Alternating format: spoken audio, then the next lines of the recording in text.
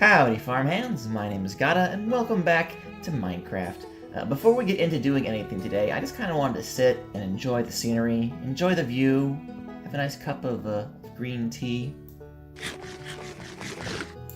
Alright, well, enough of that. Today we have a couple of things that I want to do. First of all, take a look at our kitchen.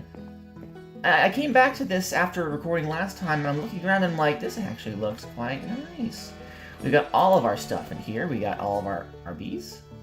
Our bees.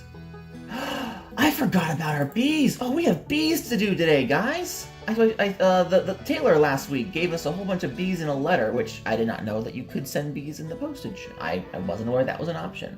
But yeah, no, we got bees to do. So okay, add that to the list. Add that to the list. But yeah, no, we have all of our stuff here, all of the different foods that we've collected. We have stuff to cook them in. We have the sink for infinite water, which is splash, splash, splash, splash, splash. Very nice. And then we have this little disappointment of a wicker basket. But whatever, it looks pretty. So what next do we have to do? I wanted to show you guys some changes that I've made to the farm since last time. Obviously, I got myself a little table here. It was just some spruce logs, and nothing too big, but it's somewhere we can sit and we can enjoy the view and eat all of our food. And to that note, down here, last week I put all of the crops into the ground, and I kind of just shoved them all into the same plot, and I figured that would not work. That wouldn't do. We could do better. So I made this little pathway down here using more of the spruce. I have so many spruce trees. They grow everywhere, so it seems kind of a waste not to just use them for everything. I like the color too. But once the crops grew and we got enough that I could make their own little plots, I went ahead and I used my spruce fence to mark out some areas. So we have like the oats and we have the barley, we got the peas and the broccoli in the back there. And I put these chests down, and I've been collecting. They grow enough. They're growing enough, but I have to keep coming by and harvesting them by hand every time. And I'll be honest with you, I don't spend a whole lot of time off camera. If the game is running, I'm recording it. So it's kind of been slow going. Like, we got a decent amount, but I kind of want these chests to be full. So one of the things we have to start thinking of, not this episode, but definitely in the near future, is getting some automation going.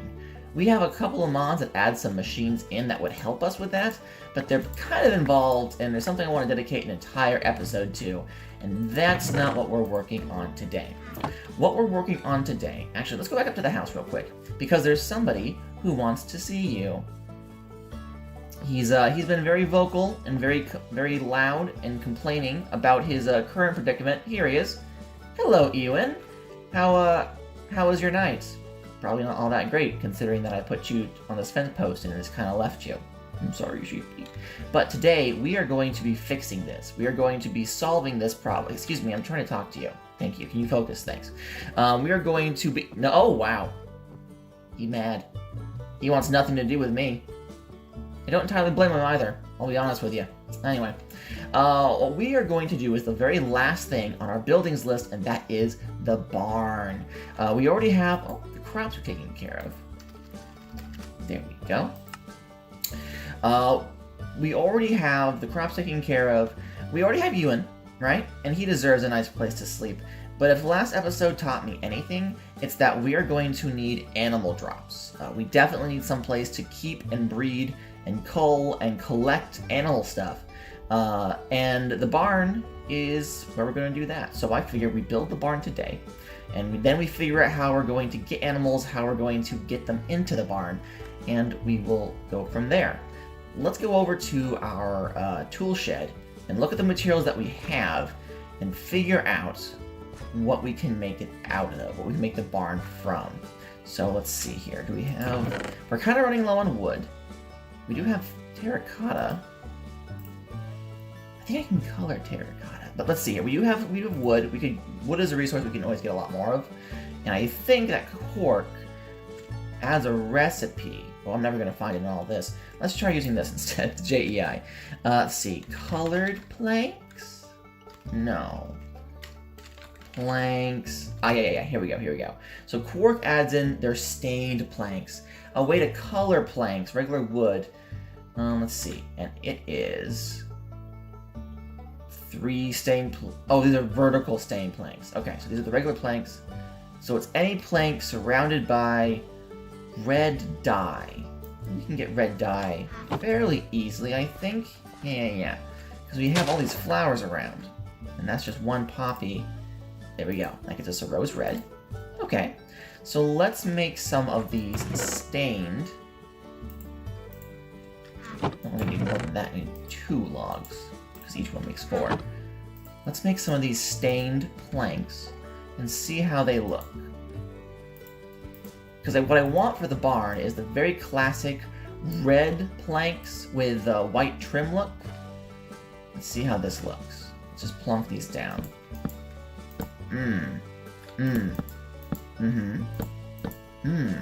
I see. These aren't red, they're pink. And I have nothing against pink, but it's just too light. Everything that I've been building so far has been relatively dark because of the spruce, and I feel like using these pink planks wouldn't quite work. All right, what else do we have that's red? Let's just type in red and see what pops up. So we have red wool. Don't really want to use that. It's kind of no, I don't really like that. There's red nether brick. That requires nether brick and nether wart. We do not have a way to get into the nether just yet. Concrete, which requires concrete powder, which requires gravel and sand. Okay. Alright, so that's doable. Let's, you know what we should do? What we should definitely do is, I believe I have, yes, I do have some more glass. Let's real quick turn some red dye into red bottles. Yeah, only had 3 left. That's okay. Let's turn some red dye into red bottles of dyed water so we can make use of multiple uses instead of just having 1 flower only make 8. And I'll be right back with you guys. Alright, so we have all the materials. So what we're going to do is, we got our cauldron here, got some water in it, and we are going to take these poppies and turn them into rose red. And we're going to chuck 1 rose red. Boop, turns it into red stained water. There we go, 1, 2, 3. And then we can do that 1 more time. Pop that in. I really love this. This comes from the Inspirations mod, and there's a lot of little teeny tiny quality of life stuff like this that I just absolutely love. Alrighty then, so now we have 6, can we stack this higher? Yeah, we have 6 bottles of red dyed water bottles. Okay, now we can dye things to our heart's content. So let's go back here and see what else we got. So the red concrete powder requires one of these, some sand, some gravel. Do I have sand? I have 1 sand. I have plenty of gravel. How do I make sand? You drop an anvil on sandstone, or I use some machines that I have no access to. I can get sand out of sludge, but that's... how do I get sludge? Doesn't show me. Okay. Well, I guess that's out for now. We have plenty of clay, though. We have plenty of clay. Let's see, what can we... terracotta? There's a red terracotta, isn't there? Yeah, you can dye it all different colors.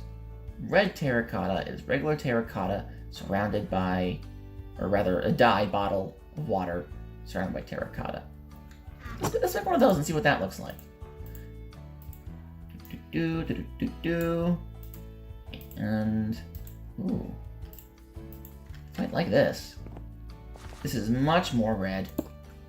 Ooh, okay, no, this is what I'm looking for. It's not too deep of a red, but it's red enough and it looks solid. It doesn't look kind of flimsy. It doesn't look too much like brick either. I think this is good. So I think red terracotta is what we're gonna go for. Let me just get all this back up. Okay. Well, that's one thing down.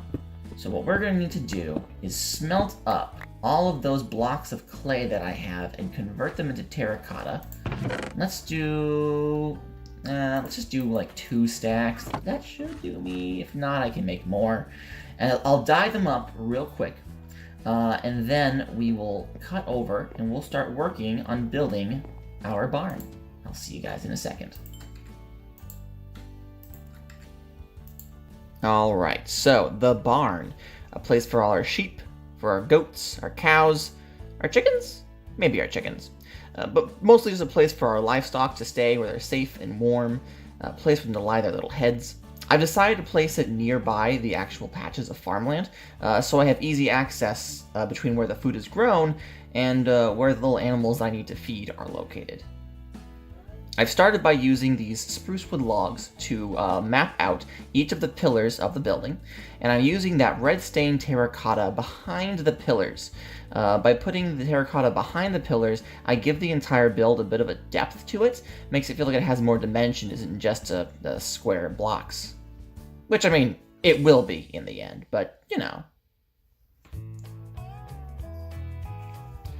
I'm filling in the walls entirely with the red stained terracotta, knowing that at some point I may want to break through that and add some white detailing. But that's then, and this is now. And until I see the whole structure and how big it's actually going to be, I don't want to get too invested in figuring out what the individual details are going to be. I could just add them in later. A few more logs for the doorway, and I fill in a couple of gaps that I left behind. I knew that I wanted the accent on this build to be white, and the only white block we have access to without significant amounts of dyeing is going to be the marble from Quark. Not the marble from Astral Sorcery. Quark marble has more of a texture to it, whereas marble from Astral Sorcery has more of a sheen. And I didn't really want this build to be too terribly shiny. The stone-like texture of the Quark marble fits the feel of this build a lot better. In my opinion, at least. Now, I'm working on the roof here, and I'm not making a perfect A-frame. This isn't going directly up into a diagonal. I'm using a mixture of slabs and staircase in order to make it look a little rounded? Is rounded the word I'm looking for? Not really. I still want the roof of this to be fairly flat without being, you know, actually straight flat across. So I'm alternating with the stairs and the slabs, trying to make it look like it starts going up diagonally and then kind of slows its arc to a flat bit at the top.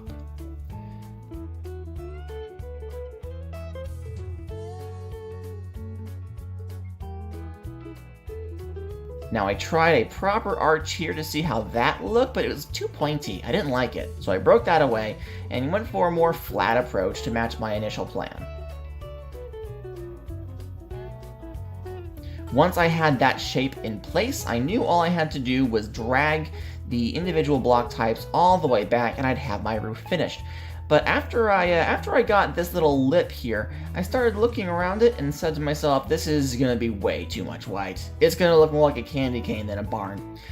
So after debating for a second, I'm gonna be going back and breaking through some of this white and replacing it with spruce. I figure using the marble as an outline and then filling the rest of the roof in with spruce would give it more of an old-timey feel, and I really like that. Now I started by mirroring the blocks so that they were one-to-one the same as the marble outline, but then I thought, maybe I want a little more dimension to this. So I tried putting the blocks a little bit down, ever so slightly, before realizing that that would actually not be compatible with the terracotta on the walls. So I went back to the original plan and just started filling in from there.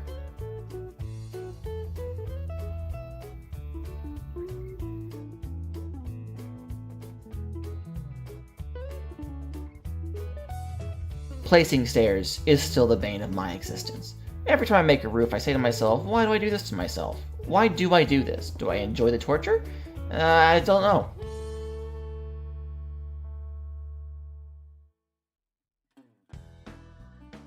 Placing in roofs can be tedious work, but once this is done, we are going to have a spawn-free and adorable looking roof. Again, stairs and slabs, hostile mobs can't spawn on them, so by using those as opposed to full blocks, I can make sure that nasties won't be appearing on top of my builds to drop down and bother my poor animals. Last thing Ewan wants is a creeper dropping into bed next to him, am I right?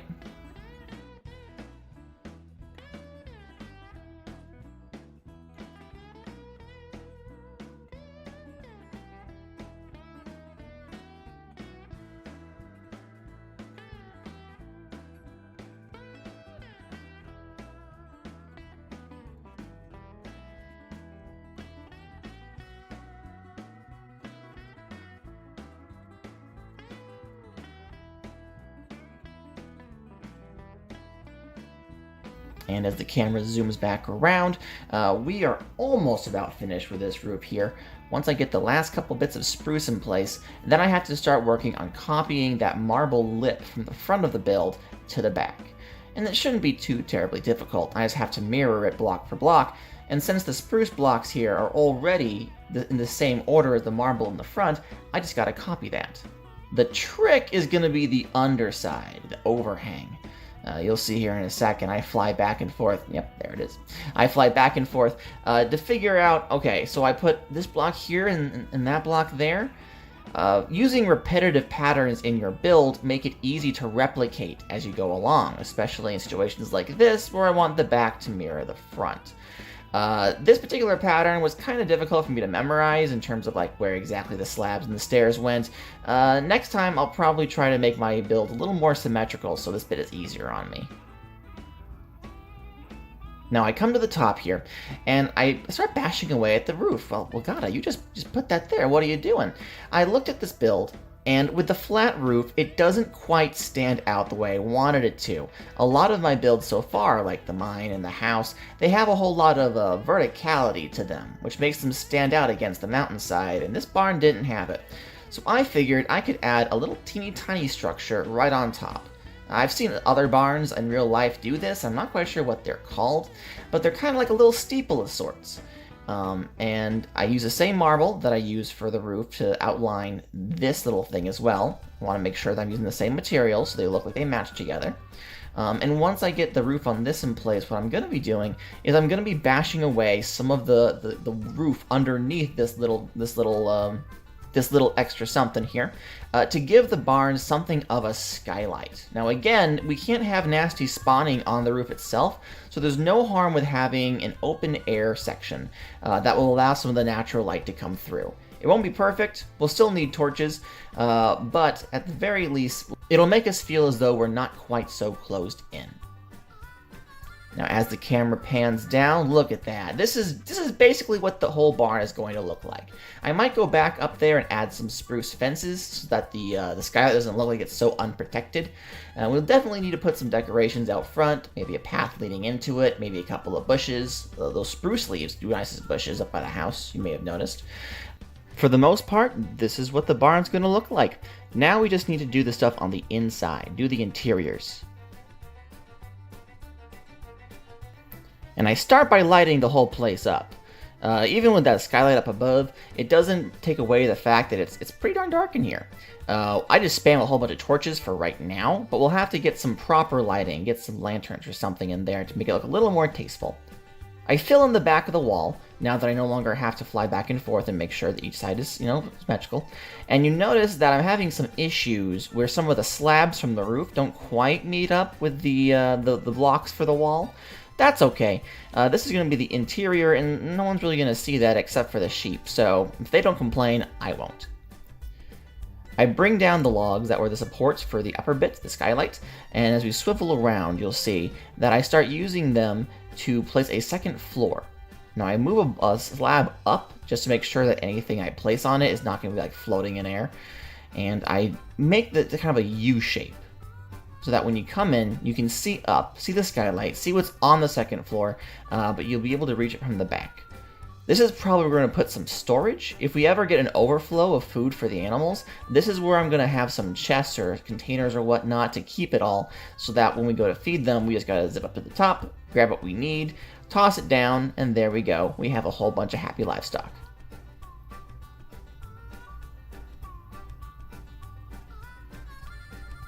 We could have our primary, we could have our normal item storage in here as well, but it's kind of far removed from the house, and I'm thinking a root cell would probably be better off for that. Our tool shed works for the time being, but once we get into automation, we're going to need a lot more space for a lot more stuff. I put a ladder there real quick, just so I can get up and down without having to fly. And with some spruce, spruce fences along the top and the bottom to mark out each of the individual locations, each of the individual pens, we are just about finished. I made each of these pens of varying sizes, so they're not all uniform. I don't know what we're going to put in them. I don't know which one Ewan's going to want, but here we are, our very own barn. Almost there. We're almost there, buddy. See? It's right around the corner. We're just about there. The wait is almost over. You've been very patient, but here we are. We have the barn. Yeah, it looks pretty nice, don't you think? I think you're going to love it, Ewan. Let me take you in and show you around real quick. So we have this here path down with some dirt. We can probably get something comfier, like some hay, once we grow some wheat. We have these individual little sections. Which one do you like? You want to pick one? How about this big one here? Yeah. Let's take you into this one. Come on through. No? Don't want the big one? Want the one across the way? Well, you've been so patient, why not? Come on, get in. Come on, can you? Alright, you gotta go in one of these, Ewan. Come on. Maybe a nudge. Give a little push. Go on. Do you not fit through these? Or is the lead just not? I don't think you fit. Huh. Well, alright. I guess we'll have to do this. Hold on. One moment, please. There we go. And now come on through. There we go. You'll fit now, sort of. Come on. Stop pulling. Stop pulling. Ah. You are a terror. Here, let's do this. Tie up to that. Did the gate cease to exist? What? No, it's okay. No, it's back. That was weird. That was weird. Let's get you in here. We'll push it more. Go on. And the front. There. There we go. There you go, Ewan. And here is your nice new home. Now, before we get too comfy, there's a couple of things that we're visibly missing. Food and water, for one. So let's go over and let's build a trough for our good pal Ewan and figure out what exactly it is we're going to feed him. Now, we're going to need a bucket. I know I had one around here somewhere. Where did it go? Here we go. We're going to need a bucket for water. We are going to need some iron. And we're going to need some wood. Alright, here we go. Now a trough, let's look it up right now, from Animania, this right here, requires 4 planks rather, an iron ingot, and some sticks. I don't have any sticks already, so I'll just have to make some. Alright. So let's get some planks. Let's get some sticks. And then we'll start putting them in like so. And boop. There we go. We have a trough. And actually, we are going to need multiples of these. So let's do this. Up.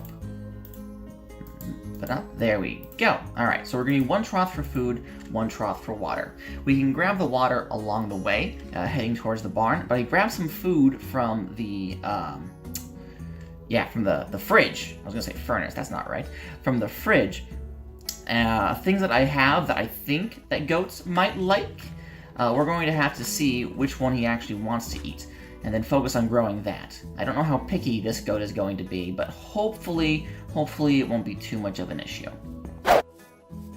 Alright, we're back. Go. Now we gotta put these down so that he can't use them to hop over the fences. So let's see here. I believe, oh actually, this particular place doesn't, it's 1 block center, and these are going to be 2 blocks apiece. So maybe if we do them like this, pardon me, Ewan. So like 1 here, okay, and then 1, excuse me, sir, here. There we go. We'll put water in this one. Oh, he just drank it out of my hand. Okay. I guess I gotta get more water now. Thanks, buddy. Let's see which of these foods he likes while we're here. Do you like amaranth? You do like amaranth. Okay. He likes amaranth. Do you like rye?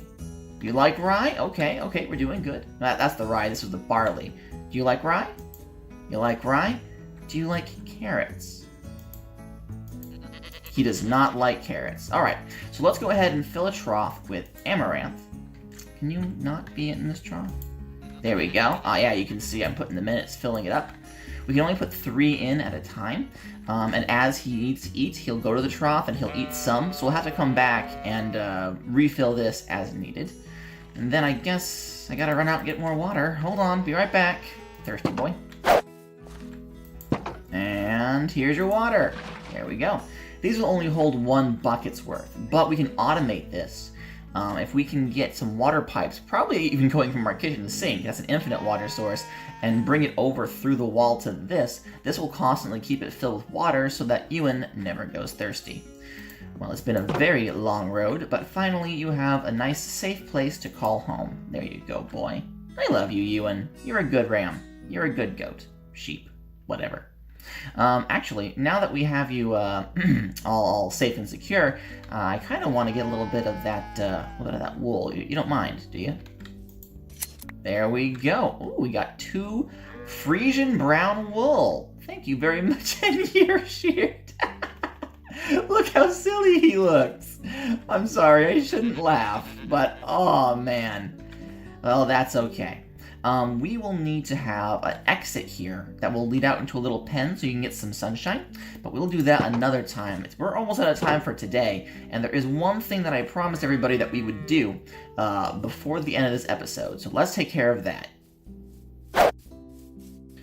And that something is bees. Taylor sent us these 4 beehives and some glass bottles in a letter the other day, and I want to see exactly what we have to do with them. I thought you might enjoy a bit of buzz on your homestead. I included some bottles to collect the honey with. Good luck with becoming an apiarist. Okay.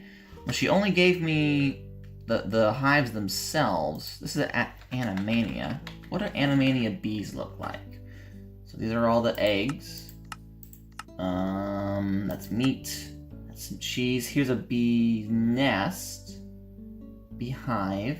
Regular nest. Don't see any bees.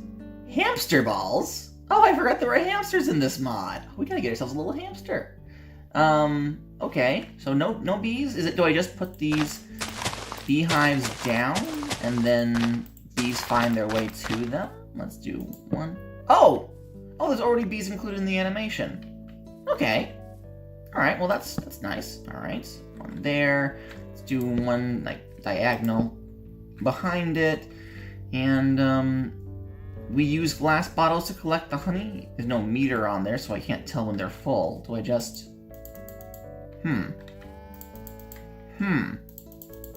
Nothing's happening. Is there a GUI? Shift. Oh, honey stored 25 millibuckets. 25 millibuckets. I forget how many millibuckets a glass bottle is. But, okay. I guess it's just a passive generation thing. Over time, the honey will store up, and then we can come by and gather it with these glass bottles. Well, alrighty then. That's simple enough. I guess that's going to be it for us today, guys. Thank you very much for watching, and I will see you next time. Bye-bye now. 1, 2, 1, 2, 3, 4.